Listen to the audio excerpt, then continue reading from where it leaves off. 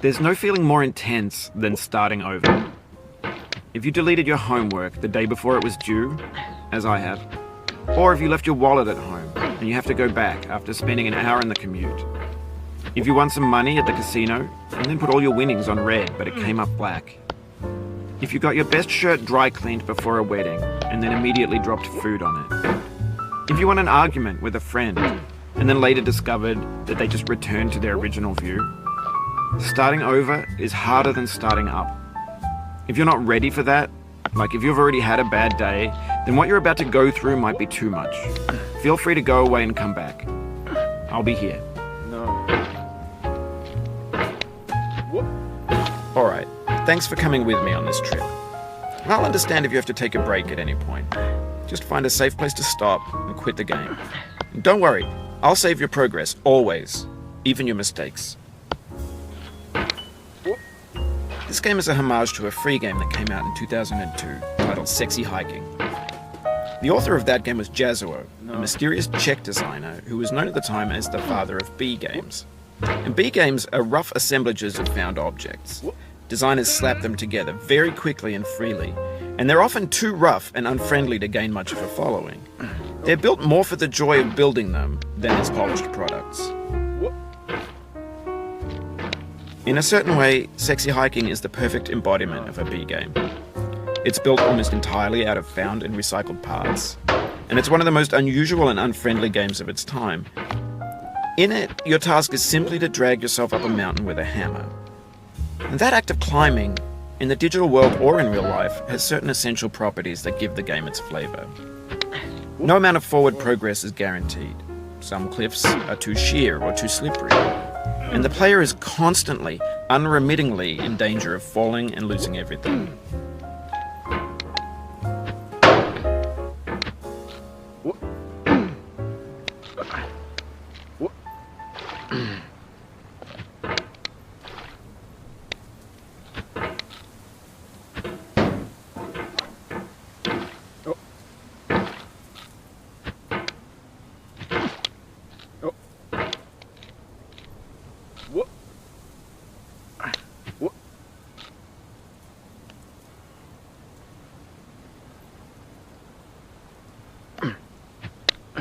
Anyway, when you start Sexy Hiking, you're standing next to this dead tree that blocks the way to the entire rest of the game. It might take you an hour to get over that tree, and a lot of people never got past it. You prod and you poke at it, exploring the limits of your reach and your strength, trying to find a way up and over. And there's a sense of truth in that lack of compromise. Most obstacles in video game worlds are fake.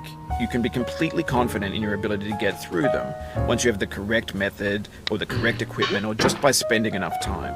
In that sense, every pixelated obstacle in Sexy Hiking is real. The obstacles in Sexy Hiking are unyielding, and that makes the game uniquely frustrating. But I'm not sure Jazzuo intended to make a frustrating game. The frustration is just essential to the act of climbing, and it's authentic to the process of building a game about climbing. A funny thing happened to me as I was building this mountain. I'd have an idea for a new obstacle, and I'd build it, test it, and it would usually turn out to be unreasonably hard. But I couldn't bring myself to make it easier. It already felt like my inability to get past a new obstacle was my fault, as a player rather than as a builder. Imaginary mountains build themselves from our efforts to climb them, and it's our repeated attempts to reach the summit that turns those mountains into something real.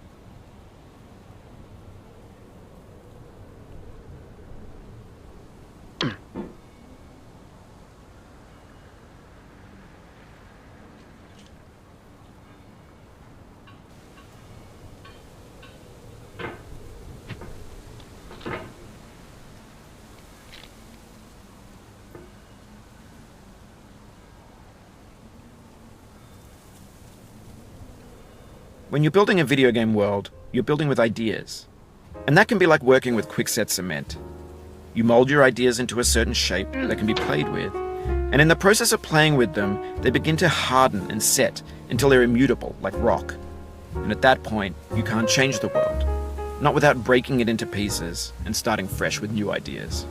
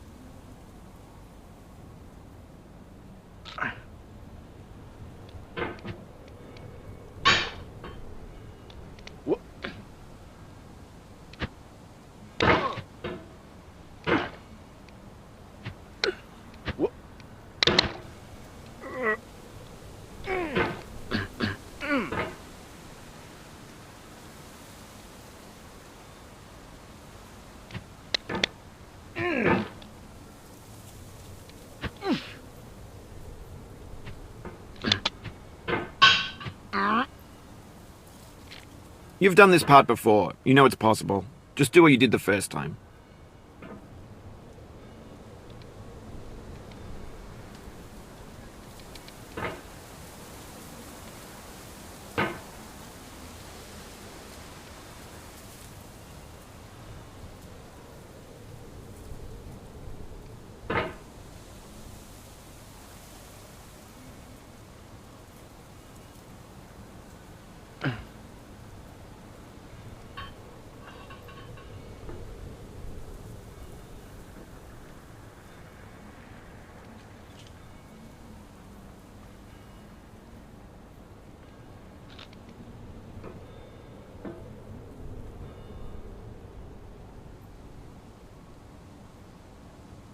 Oh.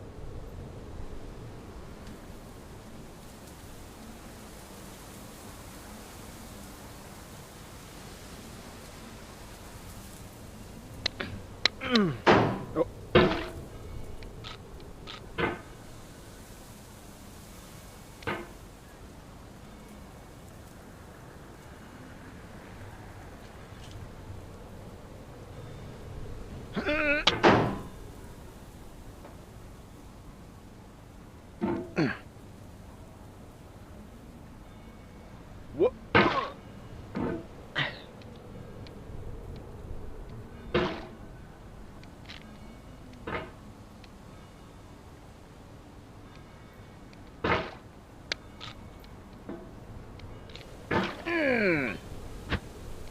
What?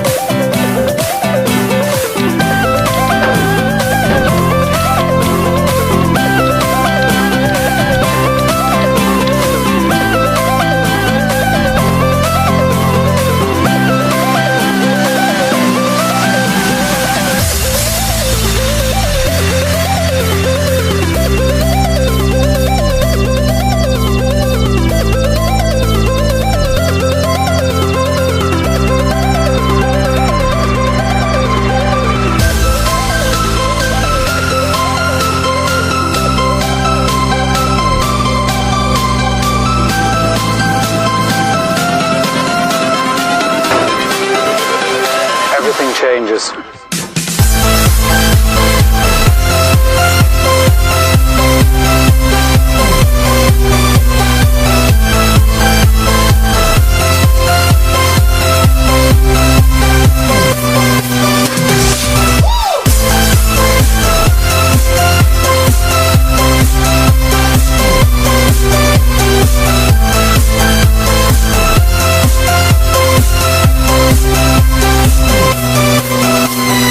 Life.